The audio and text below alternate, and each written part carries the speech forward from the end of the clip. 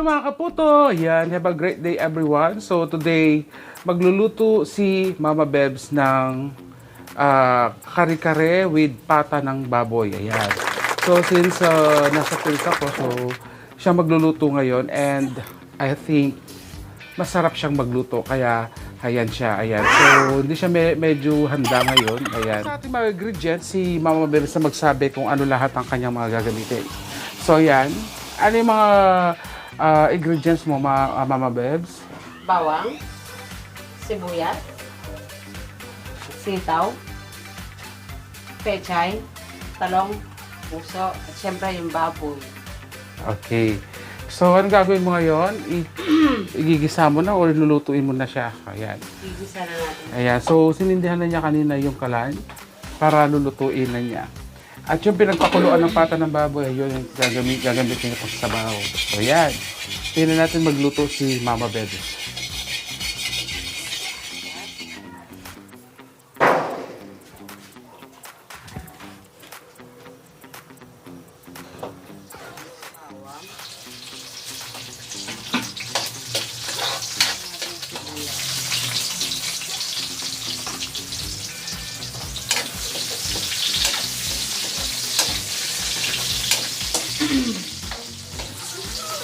And then yung baboy.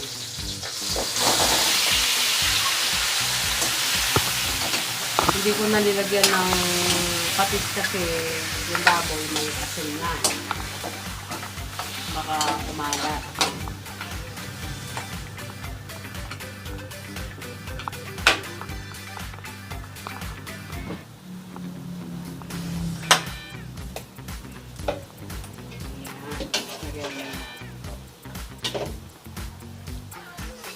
So, yan lalagyan niya ng sabaw. Lagyan muna natin yung baboy natin. Patay muna natin yung apoy. Lagyan muna natin yung sitaw. Sa pinagkuluan ng baboy. Para hindi ma-overcook dun yung baboy. Yung baboy. Yung baboy. So, yan mga kaputo, nakikigulo dito ngayon si Butchok. Ayan. Ayan, kasama namin si Butchok nakikigulo dito. Magluluto din daw siya. Hindi pa ito masugat ito. Huwag ka So, makakita yan. ng picture. Ayan. Mag-wash ka pang gamat. Ito ang gamat. So, siya daw maglalagay sa pechay. Ayan, my future chef. Siya magiging chef ko in the future. Ayan, so ilagay mo yung pechay. So, yan, ilalagay na ni Butchok. Si Butchok ba ikaw? Yakan. O yan, nahiya doon si Butchok, si Mama Bebs na lang maglalagay. So, nilagay na niya yung pechay, kasama ng mga sitaw doon. Ayan. Pakuluan na natin dito sa pinagkuluan ng karne. Ayan.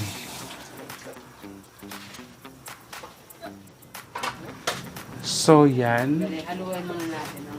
Parang halukay mo. Dito siya kumukulon. Lagyan natin yung talong para misana na namin pagkulo.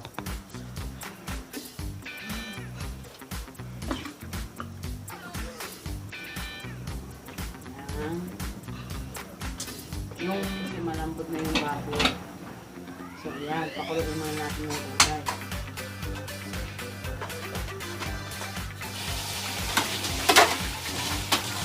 So, yan. Minix na ni Mama Bebs yung mga gulay. At konting i-blitz lang natin to na ng half cook. Ayan. Para hindi sila mo-overcook. Pag nilagay na natin sila sa baboy. Sa pata ng baboy. Ayan. So, anong masasabi mo, Mama Bebs, sa niluluto mo? Nag-enjoy ka ba? Super enjoy, oh. Kaso wala siyang atswiti. Wala siyang lipstick katulad ko. Yan. May lipstick ka ba? Wala nga. Para naman wala ka namang lipstick eh. Ay, hindi, magkukulay ma. Mas maganda yung natural color niya. Huwag na natin siya lagyan ng aswete kasi aswete is not good sa lungs natin. Oh. Ayun, kumulo na yung ating mga gulay. So yan, kulong-kulo na siya. Malasa yung mga gulay natin kasi mismong pinagpakuluan kanina ng pata ng baboy ang pinagpakulo natin sa gulay. Yan. Lagay na natin.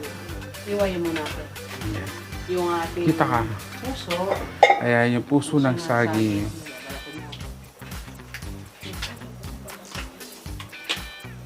Misin natin yung matanda. Matandang balat. Ayan. So, di siya gaano mahihiyain si Mama Bebs. Ayan. Nakakapagsalita na siya. So, unlike before, di siya nagsasalita. Ay, hindi natin nakikita yung panghiwa niya. Ayan. Ayan.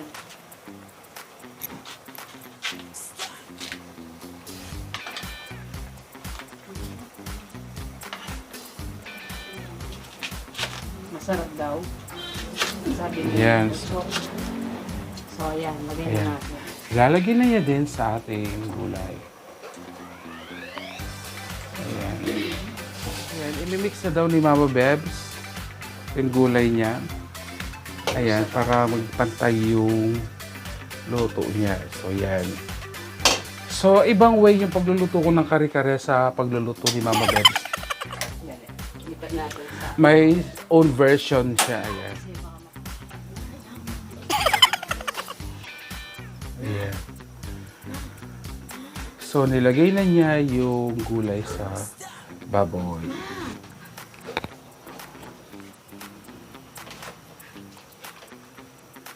So, yan. Ang ganda ng textures ng ating gulay. Fresh na fresh from the farm. Ayan, yung pinamili ko yan kanina, mga kaputo. Na-shock ako sa mga prices ng mga bilihin dito. So, yung 1,000 pesos ko, yan lahat yung nabili ko na pangkare-kare. Todo na yan. Yan. Diba? So, 1,000 pesos is isang buong pata ng baboy tsaka yung mga gulay lahat na yan, yung equivalent niya. So, magastos, mahal yung mga bilihin dito. Kaya si Mama Bebs, tama ba ako, Mama Bebs? Yes. Ayan. Bakit? Mahal. Mahal na mahal. So, yan. Later na ilalagay yung ating pampalasa. Ilagay na natin ito.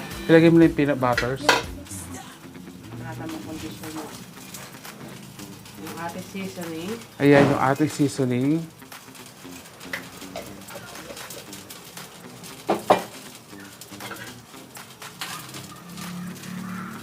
Ayan, nilagyan na niya ng seasoning.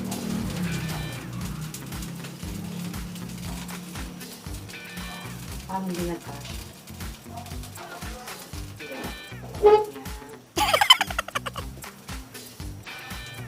So, ayan. Kumukulo na. Ayan. Ilagay natin yung ating peanut butter. So, lang. Halo mo na. Medyo maliit yung ano natin, ha. Kawali natin.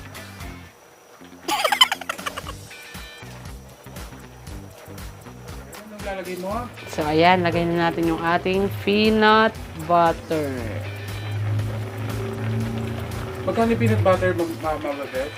55 pesos. 55 pesos. So yan, 1,000 pesos lahat ang budget natin for kare-kare pata ng baboy. Ayan. So, marami naman kasi yung yung malaki naman kasi yung pata ng baboy na binili ko kanina. So, 1,600 plus ang price niya. Ayan. So, creamy yung yung peanut butter niya. Ayan, parang tumutubo yata sa bowl.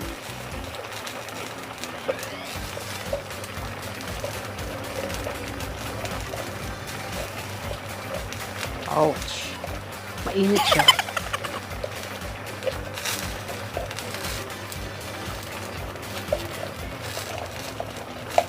Sayang. Alo kay ube. Ayan, kunin ang lahat. Kunin ang lahat. Ano ba yan? Kapaprangan, napaan. Ayan. Simutin hanggang sa huling patak.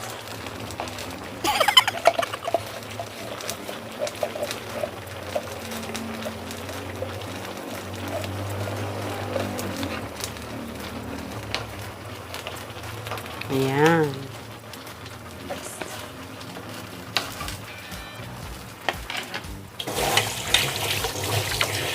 natin.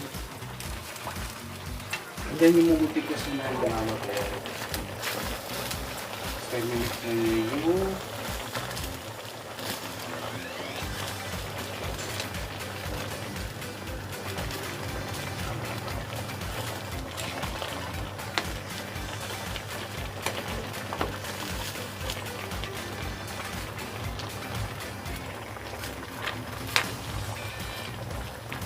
Ayan, haluin na natin yung ating kare-kare. Luto na siya. So, yan. Luto na siya, yan.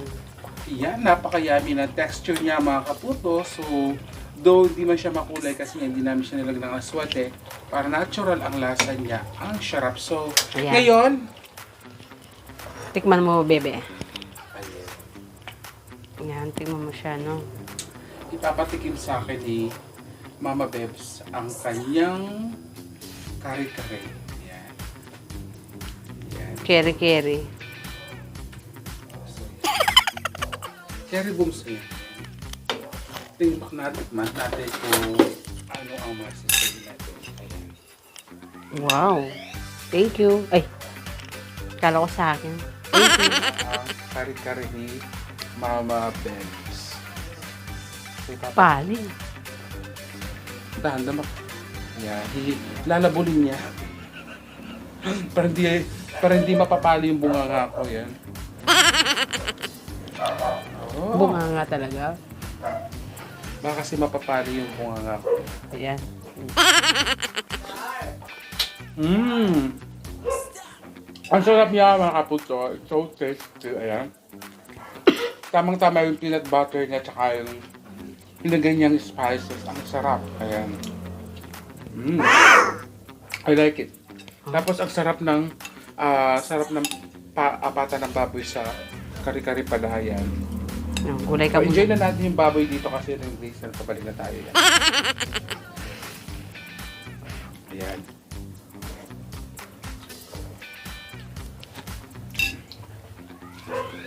Sarap ng gulay. Hapon siya. So, ayan. Sarap talaga magluto ni Mama Bebs. Pero syempre, hindi ako papayag na hindi rin niya matikman. Ayan. Kailangan subuin din natin yung bunganga niya. Mhm. Ayan. Tapos baboy na rin siya. Yan, lalabulin natin kasi mapali siya. Ang pali talaga. Ayan. So, subo. Diba? What can you say, Mama Bebs? Sarap pala ng luto ko, no? Of course, luto niya tamang sarapan siya, di ba? Dahil hindi, masarap talaga yung luto niya actually. So, marami makakain nating rice mamaya nito. Yan, di ba?